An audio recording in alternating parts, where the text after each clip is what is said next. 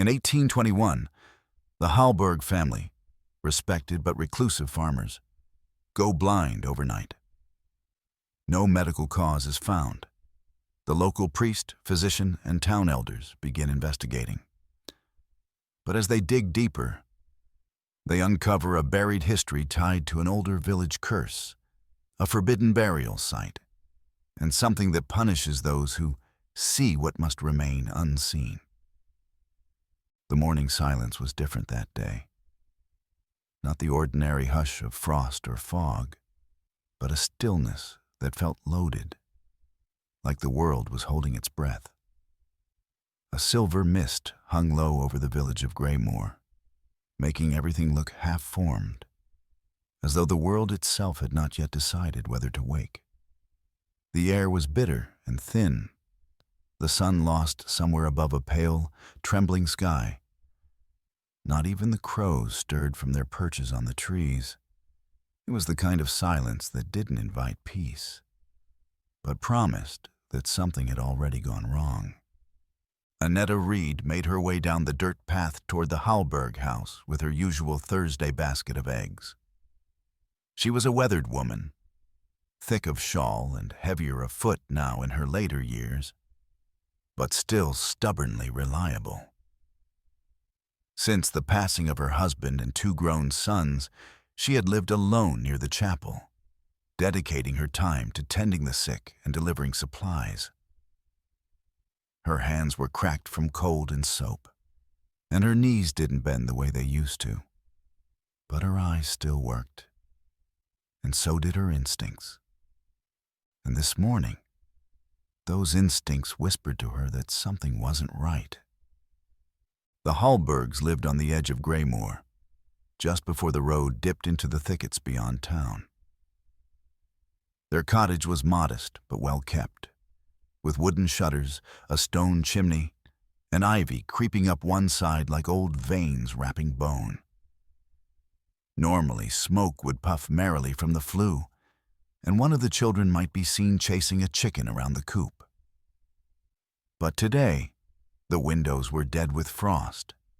The door sat slightly ajar, and the only thing that greeted Annetta was the smell, damp, sour, and metallic.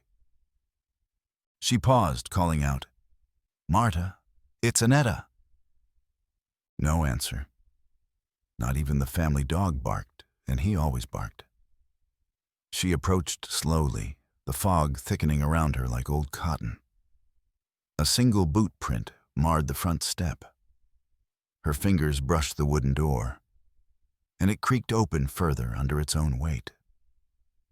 A deep cold spilled out like breath from the grave. "Johann," she tried. "It's Annetta. I've brought the eggs." Still no reply. The hearth was unlit. The ashes looked old, days old. Chairs were overturned. One of the curtains was half torn down and lay bunched on the floor like a corpse shroud. A plate of food had spoiled on the table, crusted over with a film of mold. But what truly unnerved her was the silence. The kind of silence that felt conscious. A sound came from the hallway. Not a word, just a soft, dragging noise. Something crawling. Annetta's skin went cold. Her fingers trembled around the basket. She stepped inside, slowly, each footfall creaking on the wood. That's when she saw Johann Halberg, crawling on all fours, scraping at the wall with his fingertips. His beard was stained red down one side, his shirt torn, eyes wide, and wrong. They were open, but he didn't see her. He kept muttering under his breath, soft and cracked, over and over, like a prayer made out of panic. "Johann?" Annetta whispered, voice dry. He turned toward her voice, but not with his eyes. His gaze remained fixed ahead, straight through her. "Annetta?" he croaked. She rushed forward, kneeling by his side. "What happened? Are you hurt?" He reached out, hands flailing uselessly. I can't see. None of us can see. It came in the night. She froze. What came? She asked, her voice nearly gone. But he didn't answer. His fingers clutched her arm tightly, as though he were drowning. More noise. From deeper in the house, small voices. She rose quickly, heart racing, and stepped past him into the hallway. The parlor was in shambles. Marta Halberg lay on the floor, her arms around two of her children, rocking them slowly. Another child sat in the far corner, curled into herself, and whispering the same word again and again. No, no, no. The youngest, Elise, was face down near the hearth, her hands covering her ears. She twitched when Annetta entered, then screamed when the older woman touched her shoulder. They can't see, Marta said without looking up. Her voice was raw.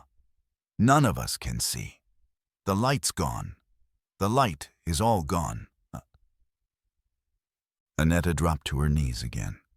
She tried to meet Marta's eyes, but there was nothing behind them. Her pupils were still, unmoving, staring into a void that did not reflect light. She looked at the others. Each child's gaze was hollow, every movement confused, panicked. They weren't faking. This was real, and not a scratch on their faces. No injury, no bruising, no swelling. They hadn't been blinded. They had been emptied. It was in the house, Marta whispered. We all saw it, once, and that was enough. Annetta backed away. Her breathing was shallow. The walls felt closer now, the floor colder. She found Emile, the eldest boy, sitting against the wall in the back room. His hands were bloodied, fingernails broken. He had scratched something into the wooden floor, dozens of marks, wild and deep. Not letters, not words, just repeated lines, chaotic. His eyes didn't blink. It's not fair, he mumbled. We didn't ask to see it. It came anyway. It pushed into us. What came? She whispered. He didn't answer. She staggered into the kitchen, eyes darting around, looking for some clue. The water jug sat on the table, half full. A wooden cup had tipped over beside it, dripping slowly. She reached for the jug, lifted it. It felt too heavy, unnaturally dense, like something more than water lived inside it. There was a smell, not of rot, something older, like wet stone and oil. She set the jug down and glanced at the far corner of the room, just in time to see a faint shimmer in the doorway, like heat rising off firewood, but there was no fire. Then she noticed the door frame, etched just above the threshold, almost invisible unless the light struck it just right, was a symbol, an eye, slashed clean through with a single line. Beneath it, another shape, a mouth with bars across it. Someone had carved them in shallow strokes, hurried, desperate. Annetta's hand trembled as she reached toward it. The wood was damp, not from rain. The cellar door creaked behind her. She turned. Nothing was there, but the smell deepened. That stone-rot metal smell. It clung to her shawl. She backed away, her breath catching, and suddenly she ran. Through the hallway, past Johann, still crawling blindly, past the children's sobs, through the ruined living room, and out into the fog. She didn't remember dropping the basket, or tripping on the threshold, or how her legs carried her across the yard. But soon, she was in the center of town, barefoot, hands shaking, mouth frothing with breath. "They've all gone blind," she screamed. "The Halbergs, all of them. Something's in that house." The villagers emerged from homes slowly, confused by her hysteria. But Annetta's reputation was not one of drama. When she cried, people listened. By nightfall, a search party had been formed. 6 men went to the Halberg house. Only 2 returned before dawn. Neither spoke for 2 days. And when they did, it was only to say, "The house doesn't want to be seen." That night, the chapel's candles wouldn't light, and the village well, for reasons no one could explain, began to smell like stone. 2 weeks before the blindness, before the screaming, before the silence that clung to the house like frostbite. The Halberg family had been living as they always had, quietly, privately, and without complaint. Their home sat at the lip of Greymoor's far edge, past the crooked willow tree and the broken stone wall that marked where the old village cemetery used to end. Johann Halberg had built the cottage with his own hands in the spring of 1813. Brick by brick, timber by timber, he had shaped a home from the soil like a man determined to root himself to the land. Some said the Halbergs were too private, too self-contained. But in a town where gossip flowed more freely than the river, quiet was often the last true virtue. Johann was a large man, broad-backed, weather-worn, with a quiet that ran so deep it made even the priest hesitate before asking too many questions. He had a limp from a farming accident and a left hand that never quite closed. But he worked like a man chased by time, always rising before the sun to chop wood, tend to the animals, or fix whatever needed fixing. His voice was seldom heard beyond the dinner table. Martha Halberg, his wife, was the voice he lacked.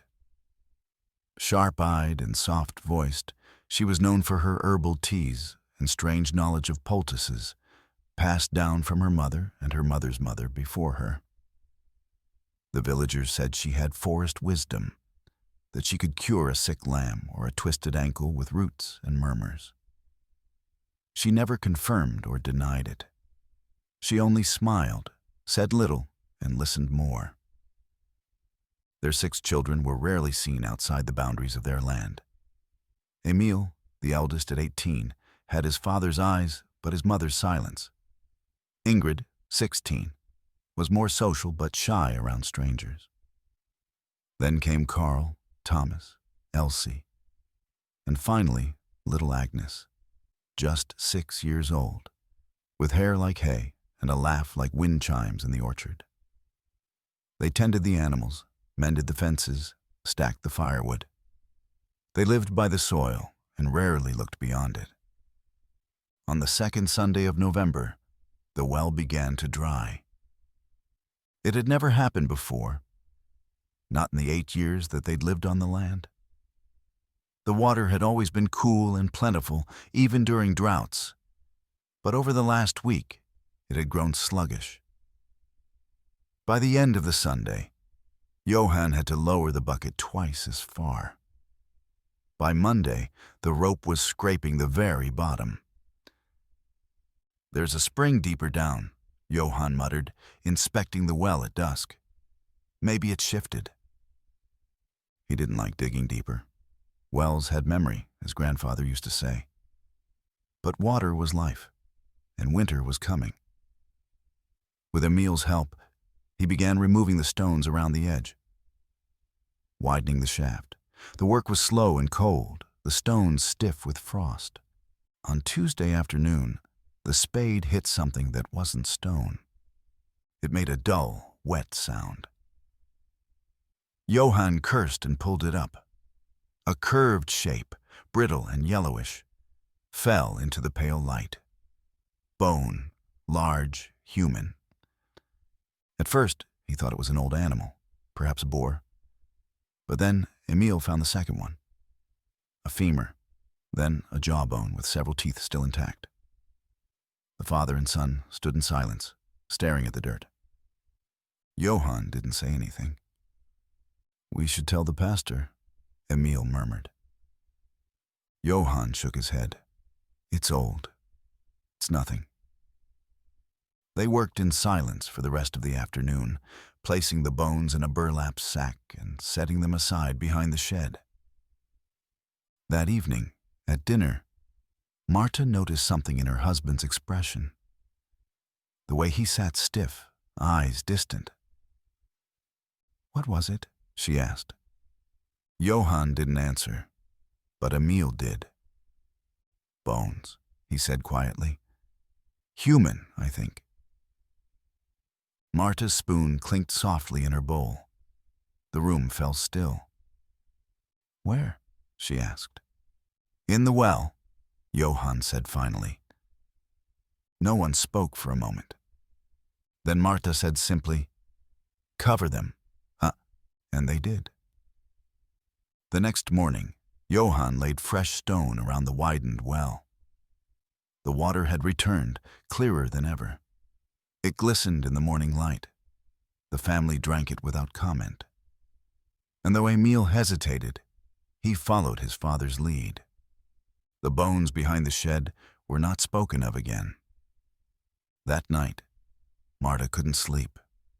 She lay beside Johann in the drafty bedroom, her hand resting on her chest, her eyes wide open. Around midnight, she heard it. A sound like wind, but slower, more deliberate. Like breathing, but not from lungs. She rose, wrapped her shawl around her, and stepped into the hallway. The house was still. The fire had died down to coals. She moved toward the window, expecting nothing, and then heard it again. Not wind, not breath, chanting. She pressed her face to the glass, her breath fogging the window. The well was barely visible in the moonlight, just a round, black mouth in the earth. But the sound was clearer now. Soft voices, speaking words that didn't belong to any language she knew. Not English, not Latin. Something older, something twisted. The voices rose in pitch, almost musical, then stopped all at once. The silence returned so fast, it made her ears ring. She stood there, frozen until her feet began to ache from the cold. Then she turned back to bed, not daring to look outside again. She didn't wake Johann. The next morning, she said nothing. She fed the chickens, boiled water for porridge, and tried to ignore the tight feeling in her chest. The week passed with small but unsettling changes. Carl began having nosebleeds during the night.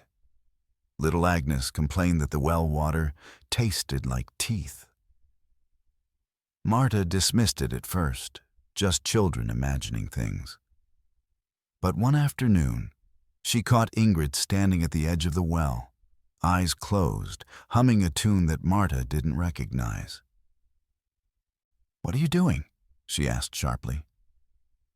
Ingrid blinked. "Listening," she said. Marta grabbed her by the arm and pulled her away.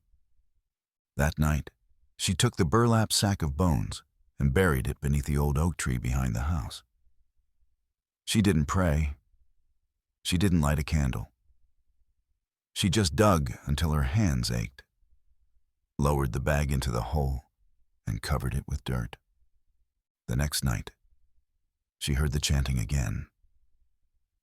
But this time, it was coming from inside the house. She rose again, heart hammering, and checked each of the rooms. All the children were asleep. Johann snored softly. But the sound came from the walls, faint, whispered. She placed her ear to the floorboards in the hallway. Open, open, open. It came from beneath, from the well. On Friday, Johann came in from chopping wood with 3 long scratches across his forearm. "Dog must have been startled," he said, but the dog had been asleep by the stove all morning. That same evening, Emil began drawing circles in his notebook, eyes with lines through them. When Marta asked him what they meant, he looked at her blankly and said, "I don't remember drawing them." By Sunday, Marta stopped drinking from the well. She used melted snow or wine to cook. But Johann and the others didn't notice. On Monday night, Marta stood at the window again, watching the well. This time, the well was watching back. It didn't have eyes, not in any human way, but she felt it, like a pressure behind her own eyes, like something coiling beneath the dirt, something that had been sleeping a long time, something that had not been meant to be disturbed. She turned away from the window and whispered to no one, "We should have left it buried." But by then, it was too late. The day before the darkness came, the Halberg household moved through its routines like any other. The hens clucked in their coop, oblivious to the frost deepening in the soil. The children gathered wood, swept the steps, mended a broken hinge on the barn door. From the outside, nothing looked wrong. But inside the house, the air had changed. It had grown thick, cloying, like the breath of something unseen. And though none of them said it aloud, each member of the family had begun to glance over their shoulder more often than usual. That morning, Marta had not slept. She sat at the edge of the bed long before sunrise, hands folded tightly in her lap, her shawl bunched around her shoulders like armor. Johann stirred beside her, but did not wake. She looked toward the window, where the sky was beginning to shift from black to gray. A line from her childhood came to her then, one her mother used to say when storms brewed without clouds. Some things come before light, and they bring their own shadow. She rose quietly and made her way to the children's room. Elise, the youngest, was already awake, trembling, curled at the foot of her bed like a cat that had heard thunder. Her eyes were wide, but they didn't focus on her mother. They stared past her, toward the door. "Elise," Marta whispered, kneeling. "What is it?" The girl blinked slowly, lips trembling. "I saw it behind the door," she whispered. Marta looked up. The door was ajar, but nothing stood behind it. The hallway beyond was empty, gray, still. "What did you see?" Elise shook her head. "I don't know. It was bent wrong, like it didn't know how to stand up.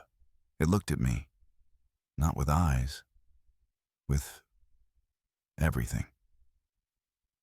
Marta pulled her daughter into her arms, smoothing her hair. "It was a dream." Elise shook her head harder. "It waited until you were all asleep." Later that morning, Marta bundled herself against the wind and made her way to the church. The priest, Father Bren, was a balding man with wine-stained fingers and a habit of blinking too often. He was neither wise nor kind, but he held the town's trust mostly because he'd buried everyone's relatives. Marta stood before him at the altar while he fumbled with his vestments. "I need to speak with you," she said. He didn't look up. "It's early, Marta. There is something wrong in our home." At that he turned, brows lifting. "Sickness?" "No," she said. "Not of the body." He sighed and motioned her toward the pews. "Sit then." She told him everything. Well, not everything, but enough. The bones from the well, the whispers in the walls, Elise's dreams, the feeling, that horrible pressure in the house, that sense that something was listening.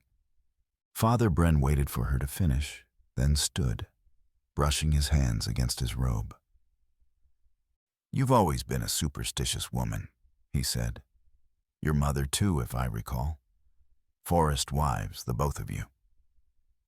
Marta's jaw tightened. This is not superstition. Perhaps it is guilt, he offered. You disturbed something old. Unmarked graves are not uncommon in this region. There is something beneath our house, she said flatly. He waved a hand. All things beneath come from God, and all things return to him. Digging a hole does not summon evil, Marta. It simply finds it. He left her there in the pew. She did not return home with peace. By noon, the clouds had thickened. The sky wore a bruised color, neither storm-dark nor sunlit, just waiting. The children played quietly, each of them sluggish in strange ways. Carl sat under the porch and muttered to himself. Ingrid braided her hair with dried leaves. Emil wandered from room to room, writing symbols in the dust with his fingertip. No one had taught him those marks. Not Marta, not Johann. And when asked about them, he claimed not to remember drawing anything at all. That evening, they gathered around the dinner table. Marta lit the candles. Johann sat at the head of the table, his face drawn from the cold. He had chopped wood all day, though the pile was already full. He refused to stay idle. The stew steamed in the bowls. Warm bread sat between them. A pitcher of well water, clear as glass, gleamed in the candlelight. They said grace, but no one really meant it. Emil was the first to speak. Et vidi qui non habet os, sed dabat verba cordibus. Everyone turned to look at him. What did you say? Johann asked. Emil blinked. He stood abruptly, knocking his chair back. His hands shook. I don't know. I didn't mean to. Marta rose. It's all right, Emil. But he collapsed. His body hit the wooden floor with a sickening thud. His limbs spasmed once, twice, and then fell still. His eyes were wide open, fixed on the ceiling. For several seconds, no one moved. Marta rushed to him, placing a trembling hand on his chest. His breathing was shallow, but he was alive. She looked to Johann, whose face was pale now. The children watched in silence, even little Agnes, who normally cried at the smallest hurt. He said Latin, Johann murmured. But that wasn't scripture. Marta didn't reply. Her attention had turned to the water pitcher. The candlelight shimmered oddly across its surface, almost too still. As she reached for it, Ingrid suddenly stood and said, I don't want any tonight. Marta froze. What? She asked. I'm not thirsty, Ingrid said quickly, stepping away from the table. Marta looked down into the water. She couldn't explain it. There was no smell, no color, no movement. But it felt wrong, as if the water itself had become something aware. Still, she poured a cup for Johann, who drank without hesitation. One by one, the others followed. Only Marta and Ingrid abstained. Later that night, the children had gone to bed. Emil, after a few hours of rest, awoke confused but unharmed. He didn't remember collapsing. He didn't remember the Latin. Johann sat in his chair by the hearth, sharpening his old wood knife in slow, rhythmic motions. Marta stood at the window, staring out into the yard. The well sat in its usual place, innocent and still. But the longer she looked, the more it seemed to grow, like it was breathing, like it was watching her back. She turned away. I think we should leave, she said softly. Johann looked up.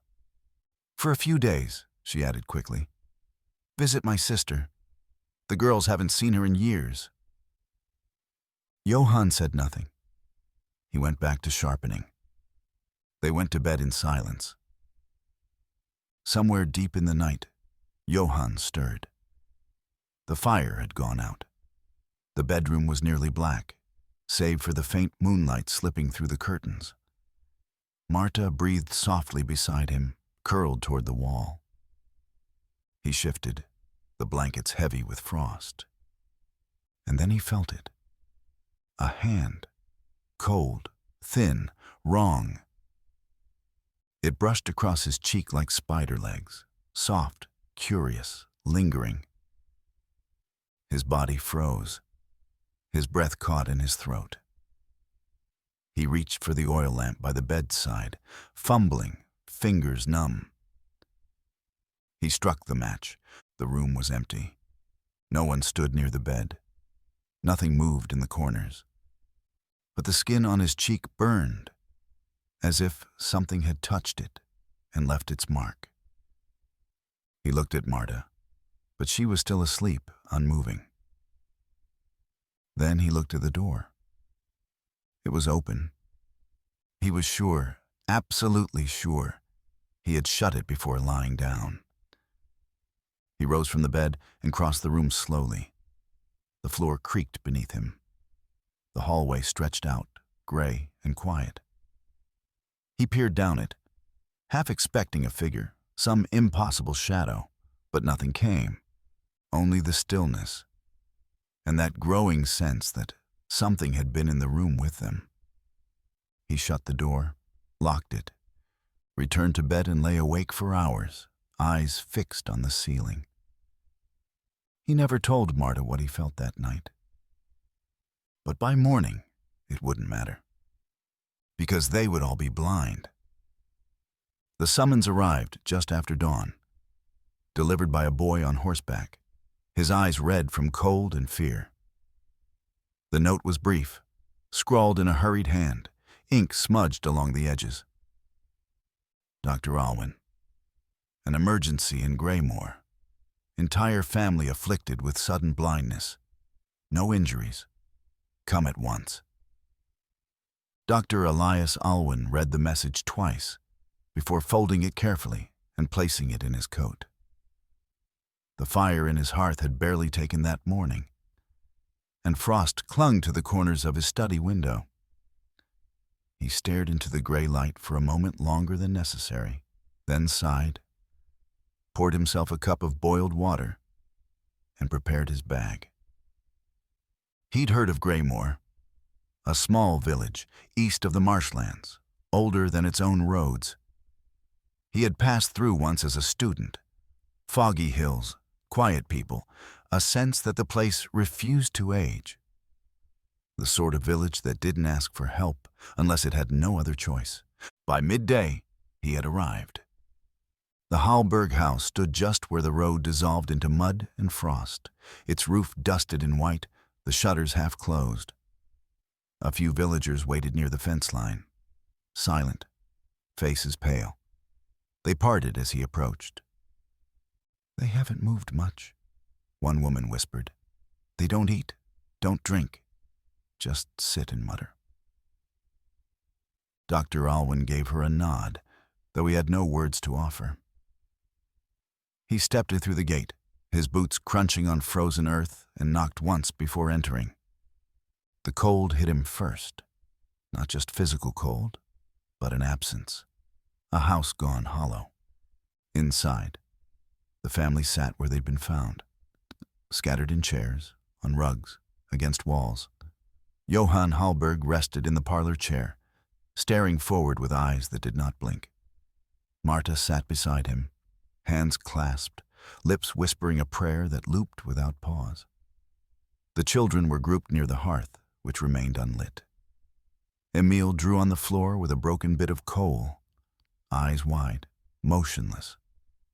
Dr. Alwyn approached slowly, then knelt before Johann. "Mr. Halberg," he said, "can you hear me?" Johann turned his head, slightly, just enough to register the sound. His eyes remained fixed on the wall behind the doctor. "We cannot see," Johann murmured. "We cannot stop seeing it." Dr. Alwyn blinked. You see something? Johann's brow furrowed, as though the thought itself caused pain. Not anymore. But it saw us. It looked through us. Alwyn stood and examined Marta. Her pupils dilated normally, reflexes intact. No damage to the retina or cornea, no sign of infection, no fever, no swelling, nothing. One by one, he examined the children. Same result. Perfectly healthy, perfectly blind. He opened his notebook. Observation #1. The Halberg family shows no physical trauma, no infection, no damage to optic tissue. This is not conventional blindness. He continued writing. Observation #2. Their behavior is coherent, yet emotionally detached. They respond to stimuli. They acknowledge speech, but they are no longer oriented to their environment. The world, to them, seems irrelevant. When he asked Emil what he remembered, the boy simply said, "We drank something we shouldn't have, and now we're beneath something." Dr. Alwyn blinked. Beneath? Emil nodded slowly, a strange calm in his voice. It moved in when we looked away, and now it's under everything. Marta had not moved once during the examination. Alwyn tried again. "Mrs. Halberg, did you notice anything unusual before this occurred?" She whispered a few more lines of her looping prayer, then stopped. Her lips tightened. "The well," she whispered. He asked her to explain, but she only repeated, "The well." The villagers, when questioned, said little. They had heard whispers of something being dug up, something old. Most refused to speak to the doctor directly. Only the midwife, Annetta, offered anything useful. "I saw the symbols," she said, "scratched into the doorframe, like someone was trying to warn us or keep something in." Dr. Alwyn requested a lantern and permission to examine the property, starting with the well. The snow was beginning to fall again as he stepped into the yard. The wind had picked up, whispering low against the trees.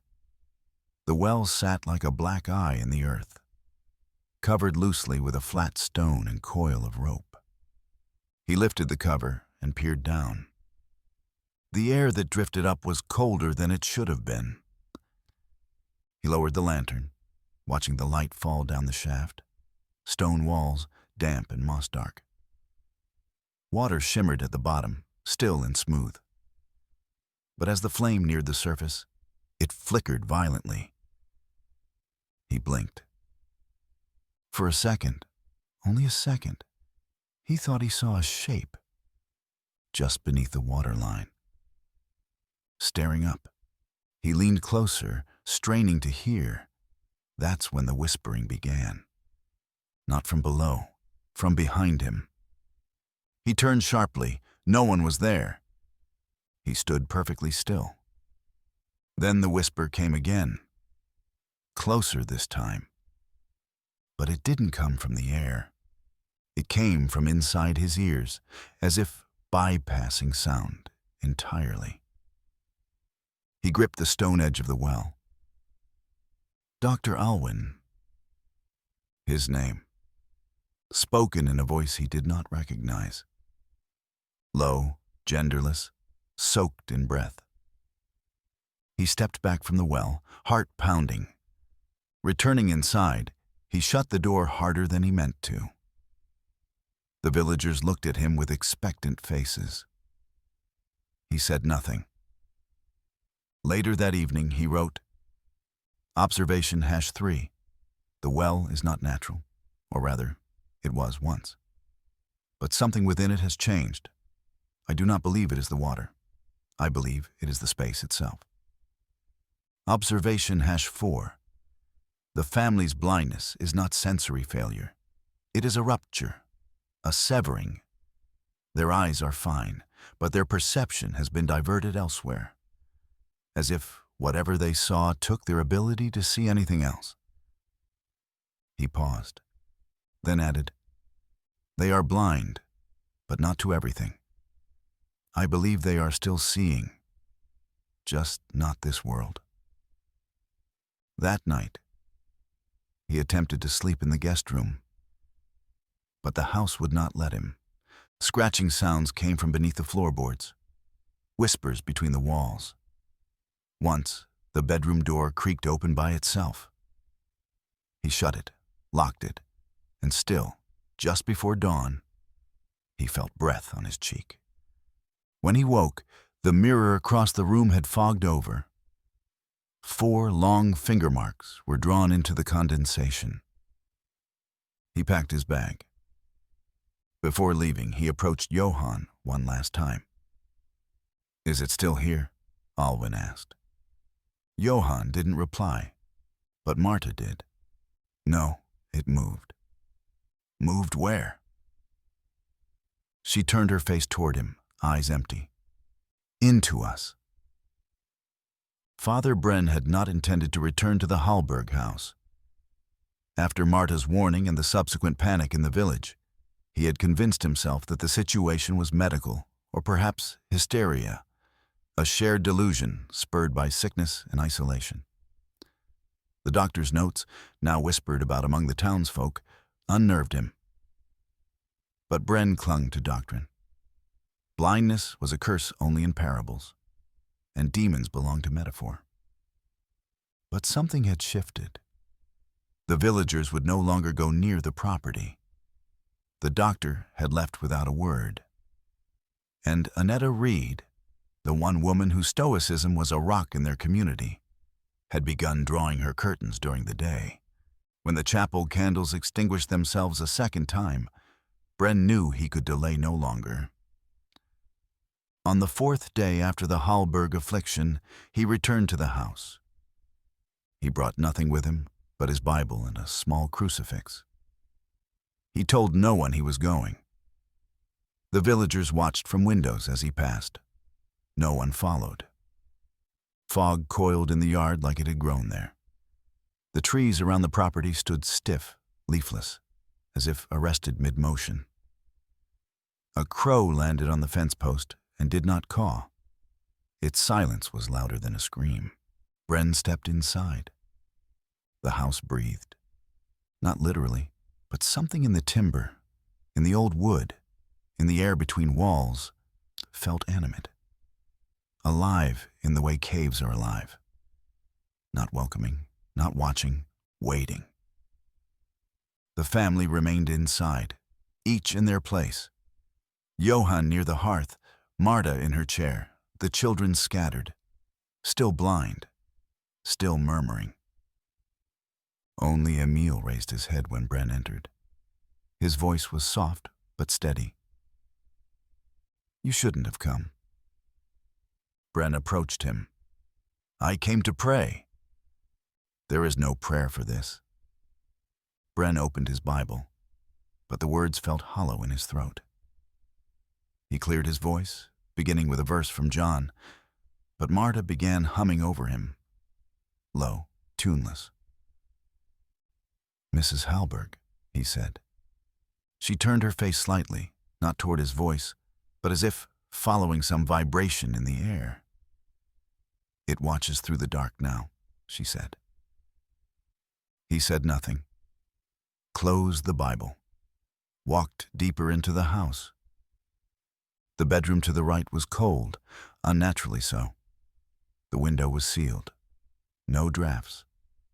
But the moment he stepped inside, his breath turned visible.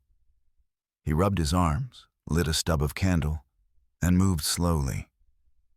The mirror on the dresser was veiled with a bedsheet. He lifted it. The glass was not fogged, but warped. Its surface rippled faintly, as if it were trying to hold in a memory. On the table beside it lay a leather-bound journal. The name Marta Halberg was etched in delicate script across the inside cover. He turned the pages gently. Her entries were brief, tidy, dated by hand. One passage caught his eye. Agnes said the man in the fireplace smiled at her when no one else was in the room. I told her to stop lying, but when I wiped the soot from the glass, I saw him too. Not in the room, in the reflection, standing where no one stood. Another entry. Every time we relight the fire, the room gets colder. And this. I dreamed of a hand made of smoke, resting on Johann's chest. I woke to him screaming. The hand was gone. Bren turned the page too quickly and tore it. The final entry was written hastily. We should never have opened the ground. It saw us, and it will not forget that we saw it. He closed the journal and stepped back, hand trembling. He moved next into the kitchen. The table was still set, cups still full. The water hadn't been touched in days, but no mold had formed. No smell of rot. The food remained as it had been, unspoiled, as though the house itself refused to age. He descended the cellar steps last. The air thickened with each step. He had not lit another candle, yet there was enough light to see by, though no source explained it. At the base of the stairs he stopped. The stone floor was cracked in the far left corner. At first he thought it was just age, normal wear. But as he approached, he saw the mark. A symbol, carved deeply into the stone, not with tools, with fingernails, perhaps, uneven, erratic, gouged with fury. The shape was circular, like an eye, but with spiraling cuts extending from it. A slit ran vertically as through its center, jagged, raw. Around it, 6 smaller shapes, open mouths, each with bars across them. He knelt. His breath came short. The stone felt warmer than the air. He reached out, and then stopped.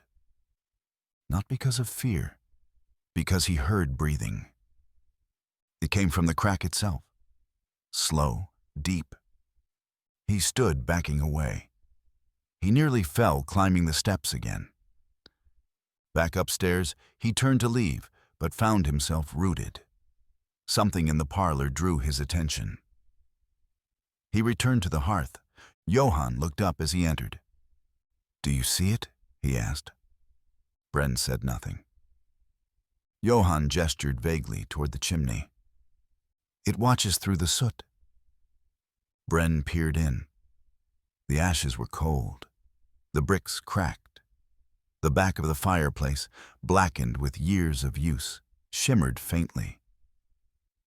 He leaned closer. For just a second, the soot shifted, not physically, but in his eyes, as if a face had formed behind the dark. Hollow eyes, a long mouth, and something above its brow. The same symbol as the cellar. He recoiled. The shimmer vanished. Marta began to sing. A lullaby, maybe, but in a language he didn't recognize. The children joined her, humming in soft dissonance. He stumbled from the house without blessing it. Outside, he vomited into the snow. He walked back to the chapel without speaking to anyone.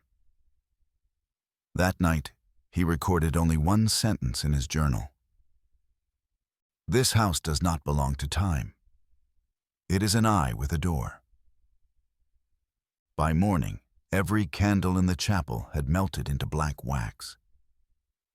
And in the dirt outside its doors, someone, or something, had drawn the same symbol from the cellar. By the 7th day, Graymore stood on the edge of collapse. What had once been whispers around hearths turned into silence on doorsteps. No one went near the Halberg property. Livestock avoided the road that passed the house. Birds had stopped nesting in the trees nearest the yard. The school remained closed. Church attendance dropped to nothing. Even Father Bren, pale and withdrawn, no longer spoke of salvation, only of containment. When the dogs began howling every night at the same hour, just before 3, the elders of the town decided something had to be done. They called it the test, a neutral word for a desperate plan. 2 boys were chosen. Nicholas Ward, 17, the butcher's son, tall and fair-haired, with the face of a child but hands already hardened by work, and Peter Gaunt, 16, his best friend, quieter, thinner, but sharp of mind. Neither had family within the town strong enough to object. Both were promised pay, glory even, though neither asked for it. The town gathered in the chapel, a crowd of 20, less than half the population now willing to be seen together. Father Bren offered the lanterns. Dr. Alwyn's journal, now passed from hand to hand, was consulted one final time. "You are not to touch anything," Bren instructed, his voice tight. "Speak only what you see. If the room changes temperature, report it. If you hear voices, leave immediately." Peter simply nodded. Niklas grinned with nervous bravado. "It's just a house." "No," Bren replied, staring out the window. "It's not." They entered the Halberg property shortly before dusk. A long rope, over 100 feet, was fastened around each boy's waist, trailing behind them like lifelines held by 2 farmers and the town miller. The lanterns flickered nervously in the wind as the boys crossed the yard and opened the front door. It made no sound. The house swallowed them. The ropes fed slowly through the hands of those outside, steady, tense. Inside, the boys moved carefully. The house felt like it had sunk into the earth since last winter, as if it had grown roots. The boards beneath their feet groaned more than they should have. Dust swirled unnaturally in the lantern light. The air didn't smell old. It smelled wet. "Front room's empty," Nicholas called back. "Chairs, cold ashes. No one's moving." Peter said nothing. He was staring at Marta Halberg. She sat in her chair, unmoving, still blind. Her mouth hung slightly open, not dead, but as if she'd given up even the memory of speech. Nicholas waved a hand in front of her. "Nothing." "They don't see us," he muttered. Peter whispered, "No, they're looking somewhere else." They moved deeper. The rope stretched taut. They passed the kitchen. A stack of bowls on the table, still clean. One had cracked since the last meal. There were spoons, perfectly aligned. Peter turned to the stairwell. "Let's check the upstairs." Nicholas hesitated. "Basement first?" Peter shook his head. "No, the air's wrong down there. Let's go up." They ascended slowly. The banister was slick with moisture. A lantern flickered. At the top of the stairs, the cold hit them hard. A static buzz filled the air. Not sound exactly, but something deeper. The kind of buzz you feel behind your teeth. One door was shut. Nicholas tried the handle. It creaked open to reveal a bedroom untouched since the last sleep. Curtains drawn, candles melted to nubs, a child's shoes by the bed, a broken doll on the floor. Peter walked to the window. His breath fogged the glass, but only on one side. When he wiped it, a faint outline remained, drawn in the frost. A circle, slashed through the center. "Same as the cellar," Peter whispered. Nicholas opened a dresser drawer. It was empty, save for a small scrap of paper folded 3 times. He opened it. It read, "It watches when we forget it exists." Suddenly, Peter staggered backward. Nicholas caught him. "What? What happened?" Peter pointed to the mirror above the dresser. His eyes were wide. He didn't speak. Nicholas turned. For a moment, there was nothing. And then the reflection twitched.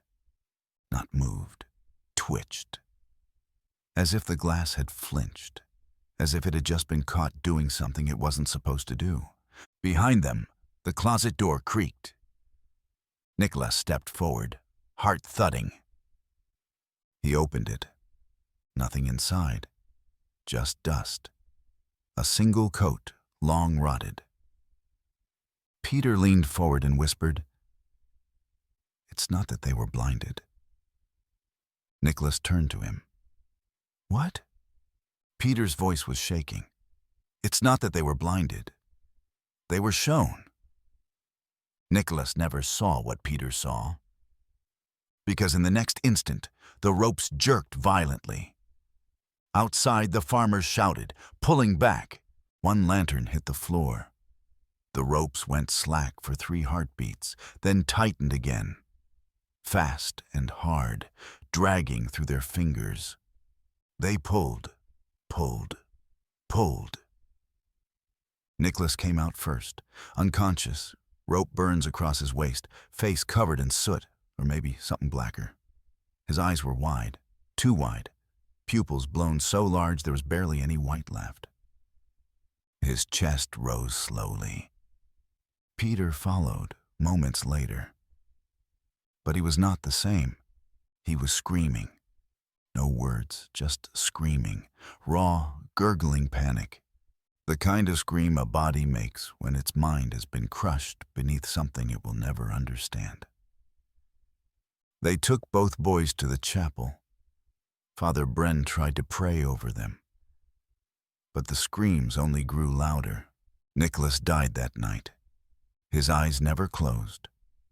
No fever, no wounds. The physician who examined him said it was likely neurological failure, the brain shutting down from shock. Peter went mute. Utterly.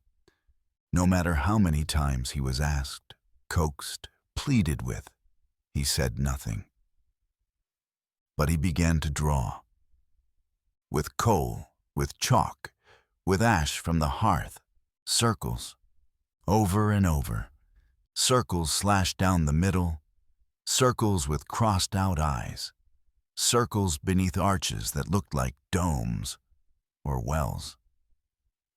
Sometimes he drew 6 smaller marks around the circles, like mouths, like watchers.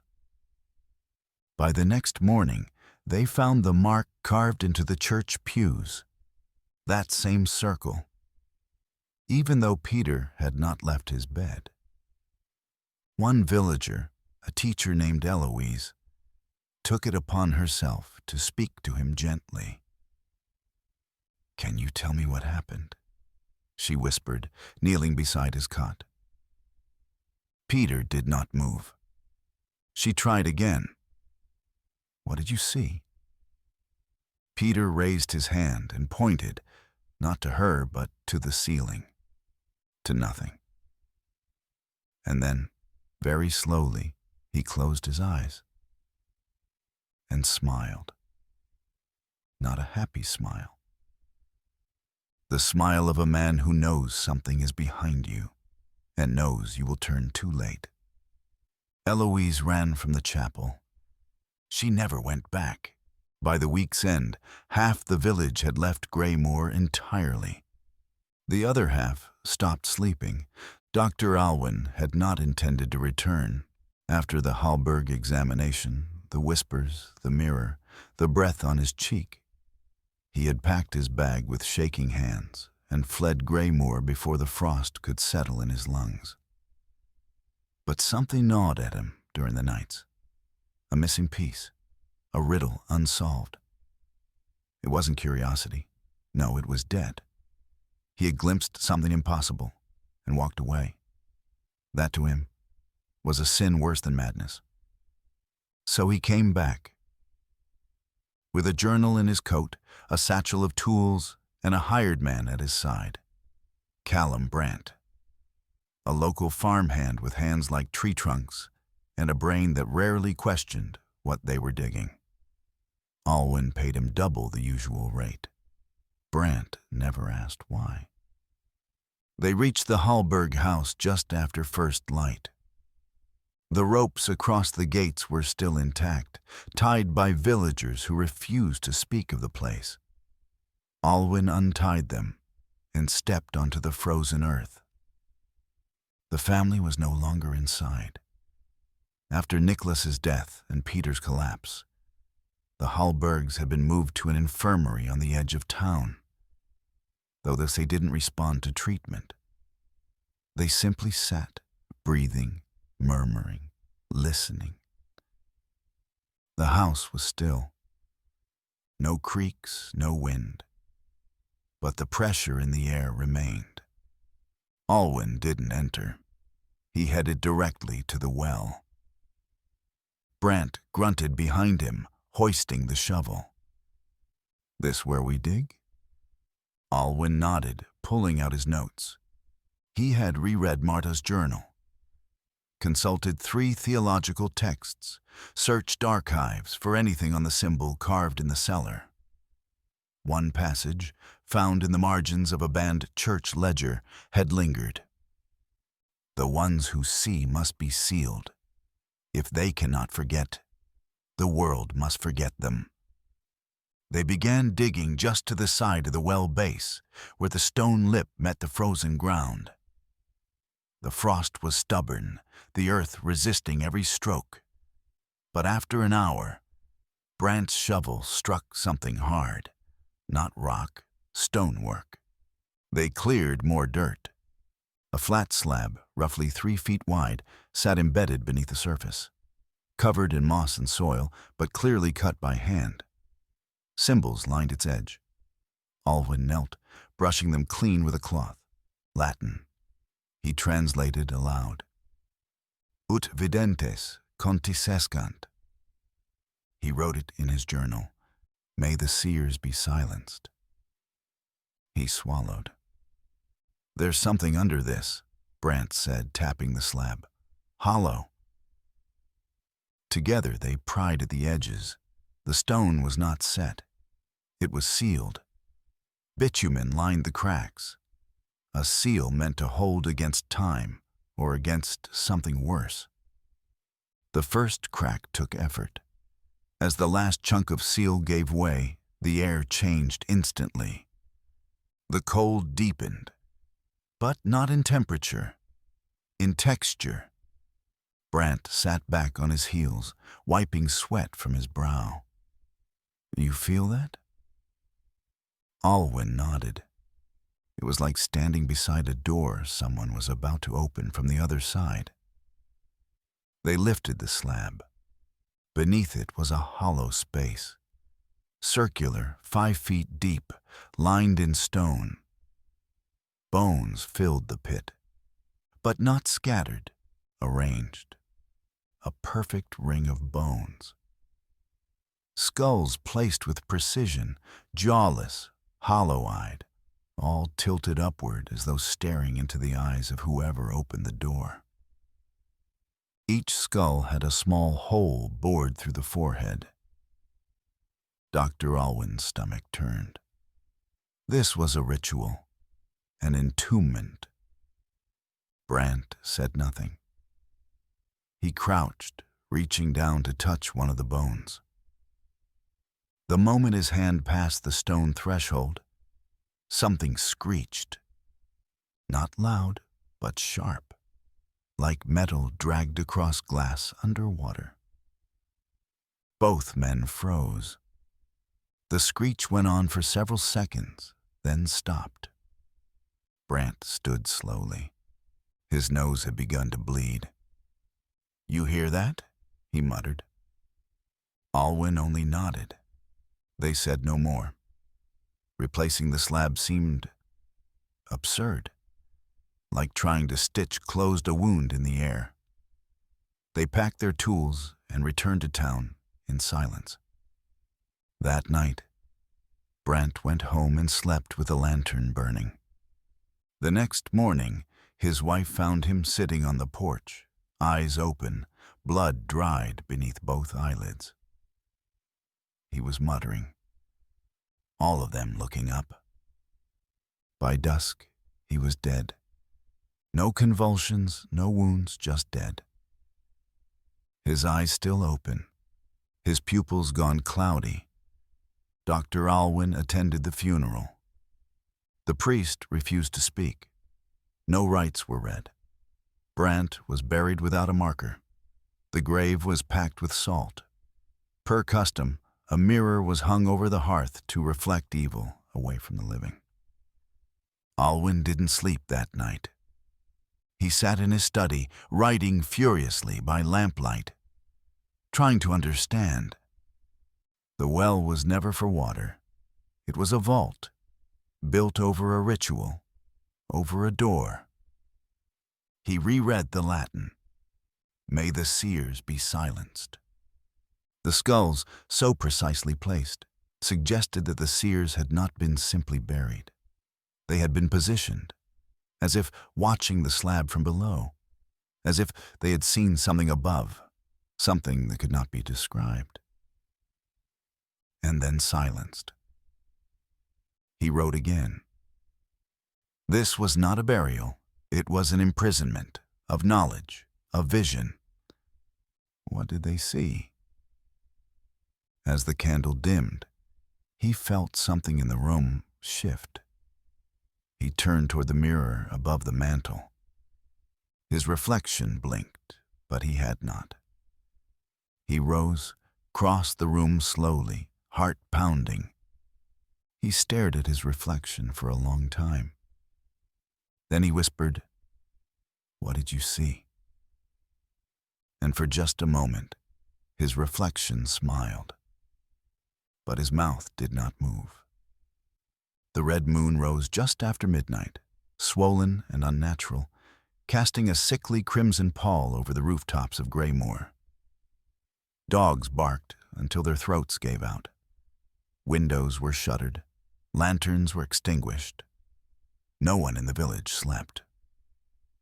The first to go blind that night was Thomas Reed, a schoolteacher of 50, who had spoken often and loudly about rational explanations. He was found kneeling in his garden, hands covered in soil, whispering something about eyes beneath the trees. His vision never returned. The second was Maria Ellis, a midwife. She'd helped birth all 6 Halberg children. Her family found her walking in circles in her kitchen, head tilted upward, repeating, "I see too much, too much, too much." Her eyes were clear, unmarred, but her mind had drifted somewhere else. The third was Jens Halberg, only 12.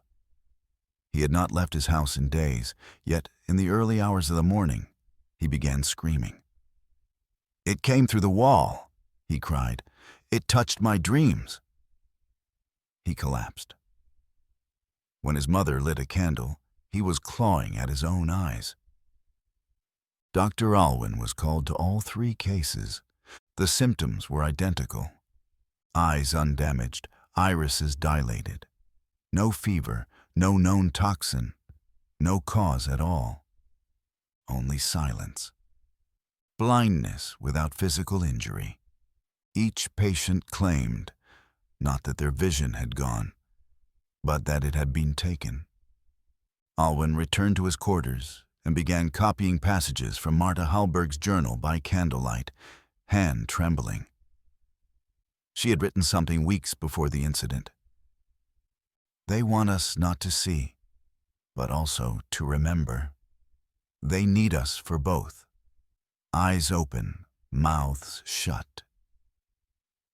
By dawn, a murmur had spread through the village like a frost. It's spreading. And for the first time, someone remembered. Old Ilse Fendrick, near 98, lived alone in the last cottage before the eastern woods. She'd been considered senile for years, talking to the wind, setting traps for invisible children, pouring milk on her roof.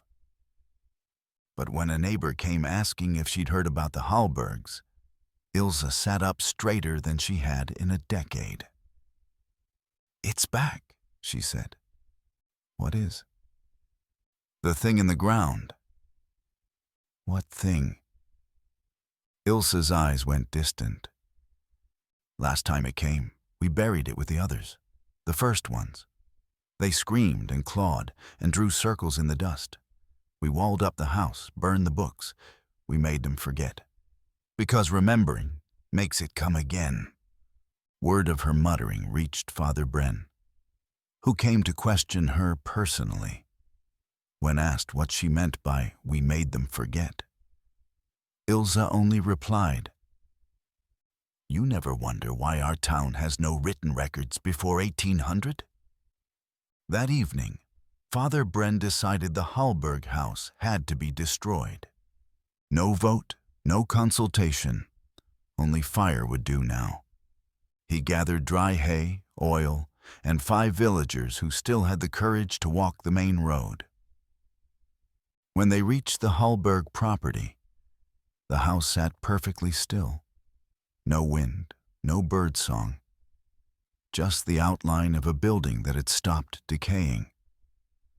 They poured oil around the foundation. They stacked kindling at the door and beneath the windows. They lit torches. Father Bren stepped forward, hand shaking only slightly, and touched the torch to the straw. The fire hissed, then died. He tried again.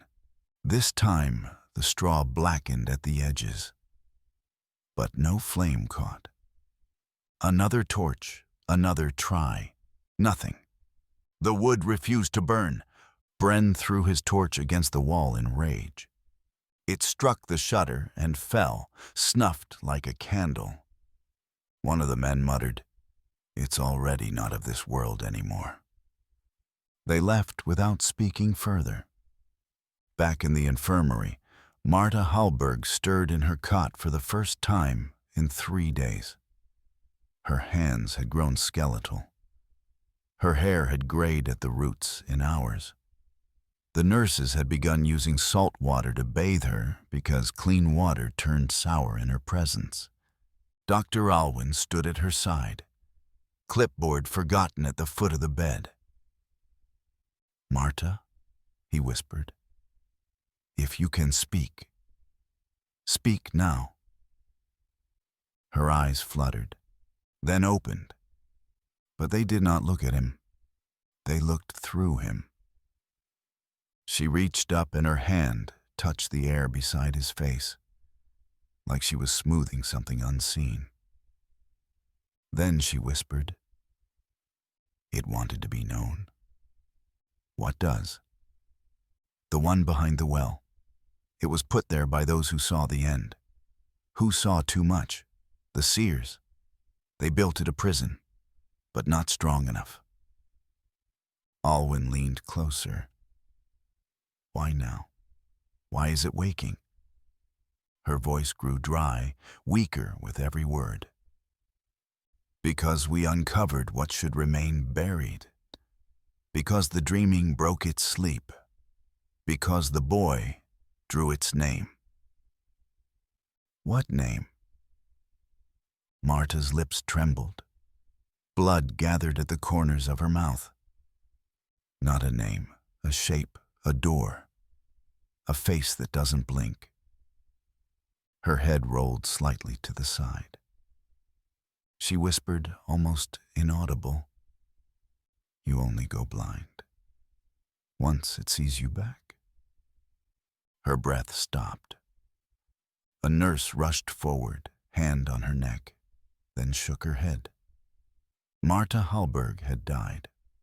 Eyes open, pupils wide, smiling. By morning, a 4th villager had gone blind. And a 5th. A boy who had only seen one of Peter's drawings. A girl who had drunk from the town well. Alwyn stood outside the Halberg house alone. The grass around the well had begun to yellow. Birds no longer passed overhead. The rope on the well's bucket hung motionless, even in the wind. He took out his notebook. The blindness is not disease. It is recognition. Once seen, it cannot be unseen. Memory is infection. Symbols are transmission. He turned to the last page. They sealed it once, 90 years ago, but they didn't destroy it. And now it remembers. That night, the red moon stayed in the sky until dawn. And beneath the Halberg house, something shifted. The snow had not yet come, but Greymoor already felt buried. By the 9th day, 11 villagers had gone blind. Of them, 4 had no contact with the Halbergs. 2 had only walked past the house. 1 had simply heard Peter's drawings described aloud. Panic was no longer loud. It was quiet, hollow, a kind of collective breath held too long, waiting for a scream that refused to come. Inside the infirmary, the youngest Halberg, Elise, sat on the floor in silence. She was only 6. She had not spoken since the night her family went blind. Her meals remained untouched, and yet she did not weaken. Nurses whispered that her pulse was off, steady but inhumanly slow, like a clock marking time on a different calendar. That morning, Elise asked for charcoal. No one knew why. But the nurse, too tired to argue, handed her a broken stub. Elise began to draw. She drew without looking, head tilted upward, eyes closed, hand moving in erratic, unnatural curves across the wall. The first image was a tower, but one without walls. A spire made only of ladders, climbing upward into empty space. Shapes circled it, some with wings, others with limbs in the wrong places. The second was a face, but it had no mouth. Only skin stretched smooth where the mouth should be. Beneath it, teeth, drawn on the outside of the cheeks, rows of them, cracked and smiling without lips. The third drawing covered an entire section of wall. An eye, massive, surrounded by dark halos, cracked like dried earth. Within it, Elise had drawn tiny stars, then blacked them out. When asked what she was drawing, Elise only replied, "What it shows me." When asked who it was, "The one that sleeps in the dark water." Dr. Alwyn visited her room that evening. The drawing silenced him. He had seen symbols carved in cellar's stone. He had seen skulls placed in rings. He had read the words, "May the seers be silenced." But these drawings were not symbols. They were visions, and Elise had never seen them with her eyes. He sat across from her. "Elise," he asked gently, "do you see these in dreams?" She shook her head. "No, I see them in the dark, when I close my eyes." His pen trembled as he wrote. Not hallucination, not suggestion, revelation. Something is speaking to her, not with words, but with images. Perhaps it cannot speak at all. Perhaps the images are its language. That night, Dr. Alwyn's left eye went blind. No warning, no trauma. He simply looked out the window, and the world halved. Doctors found no cause. His eye was whole, healthy. The iris responded to light, but he could not see from it. He returned to his study and began writing in fevered bursts. The blindness is not damage. It is something taken. A theft of light. It does not blind. It removes light because light reveals it.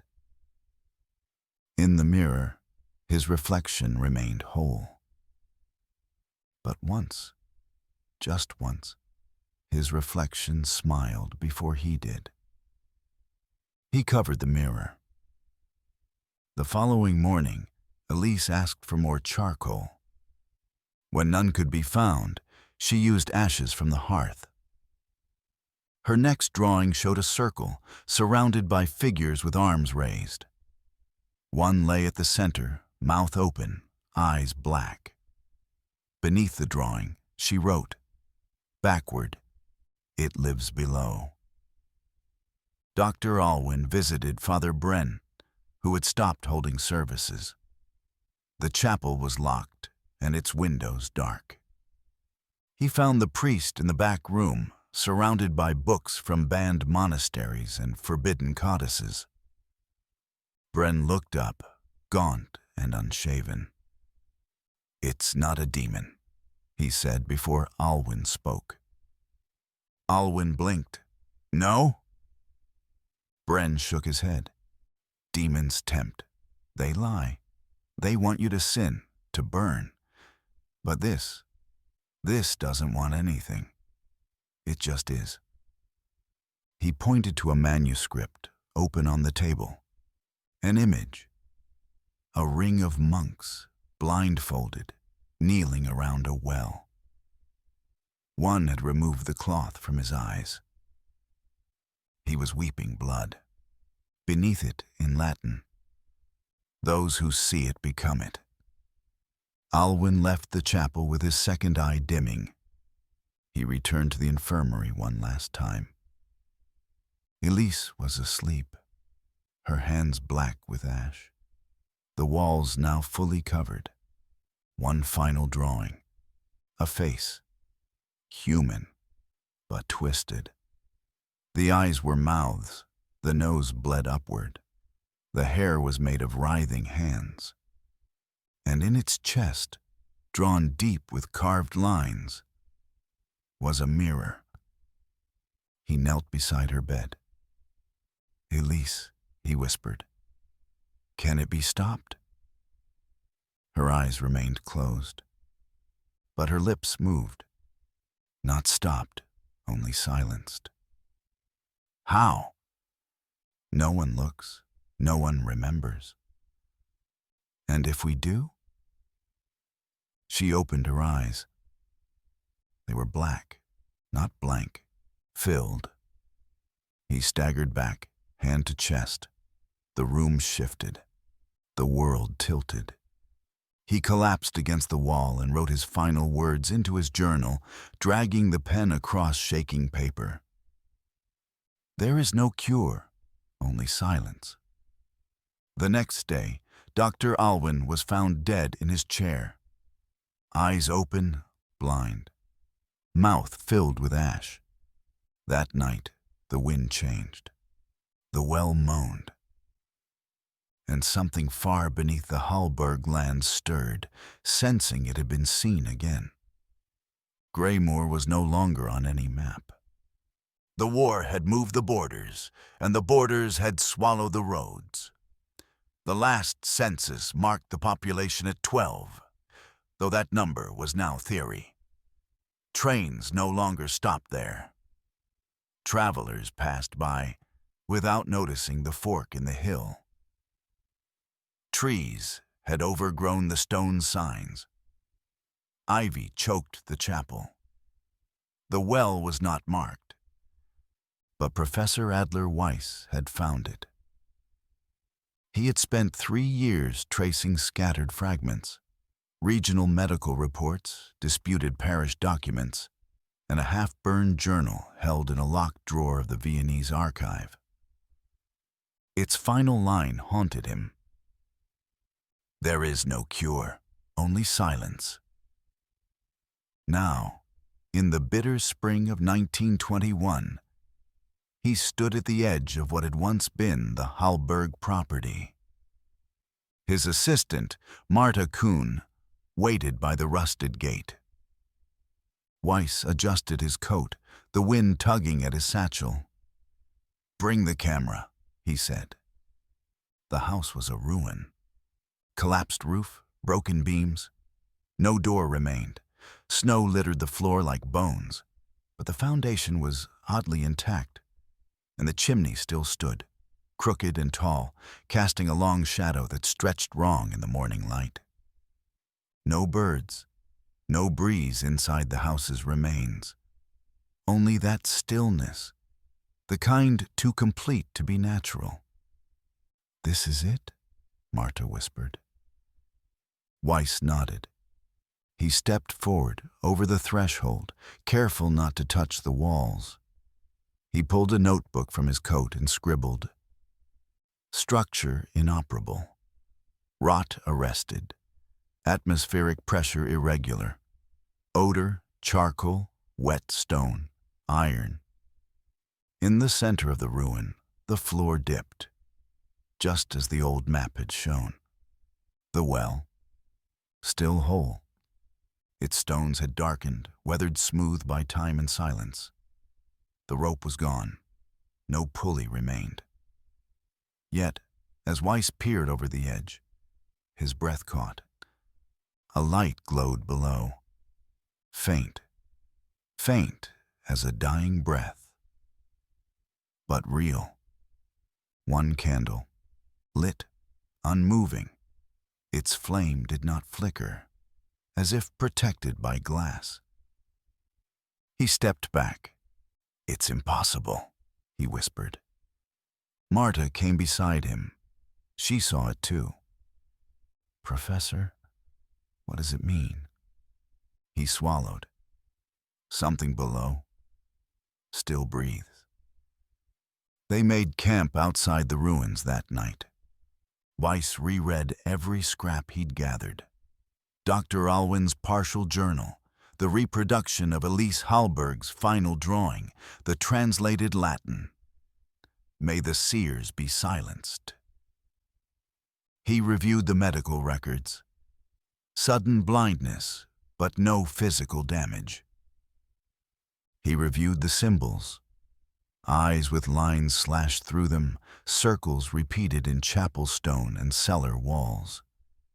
And he read the final recovered line from the Halberg matriarch, recorded by an unknown nurse. "You only go blind. Once it sees you back." He sat by the fire until the stars overhead seemed to pulse, as if watching him. He dreamed that night, the same dream the Halberg boy had once drawn. A tower without walls, a mouthless face, a mirror filled with eyes that weren't his own. He woke gasping, his left eye stinging. In the morning, they walked the perimeter. What they found confirmed the rumors. 3 children's shoes, half buried in the soil near the tree line. 2 right feet, 1 left. No footprints, just the shoes. And nearby, crude drawings burned into bark. Circles, slashes, hollow eyes. "These are new," Marta said quietly. She was right. The carvings were shallow, fresh, at most a few weeks old. Children had come here. Children had gone. Weiss wrote in his notebook, "They still come, they still see, and the house still remembers." They descended into the well that afternoon. A steel cable had been rigged to a winch in the van, and Weiss insisted on going first. Marta objected, but he overruled her with a scholar's calm desperation. "If it breathes, we must listen before it stops." The descent was slow, 20 feet, 30. Then the air changed. Warmth, not from below, but from around, as if the stone itself radiated a low fever. At 40 feet, his boots touched the base. The candle sat in the center of the chamber, placed on a flat stone. Wax ran in old rivulets, but the wick remained steady. It was not flickering. He stepped around the candle. The chamber was round. The bones were still there. He saw them before his light even reached them. 12 skulls, perfectly arranged, ringed in silence. No decay, no mold, just that same unsettling upward gaze. Weiss froze. Something pressed at the back of his thoughts, like a breath behind his ear. He turned. Nothing. He knelt beside the skulls. At the base of each was a mark, slashed eye, carved deep. Then he saw something else, etched into the stone just behind the candle. Not Latin, German, fresh. Don't remember. He took a step back. The candle flickered, once, then went out. Weiss screamed to be pulled up. By the time he reached the surface, his pupils were already dilating. He collapsed in the snow, clutching his head. Marta rushed to him, whispering prayers, but he only shook, repeating, "They were not blind. They were not blind." That night, she took his notebook and reread it in the van under lantern light. At the bottom of the last page, in handwriting different from his usual, scrawled unevenly, "They were not blind. They were made to forget how to see." So if you're ever near the woods where no birds sing, and you feel the air grow still, look away. Because it's not that they went blind. It's that they saw something we were never meant to. And now, maybe you have too.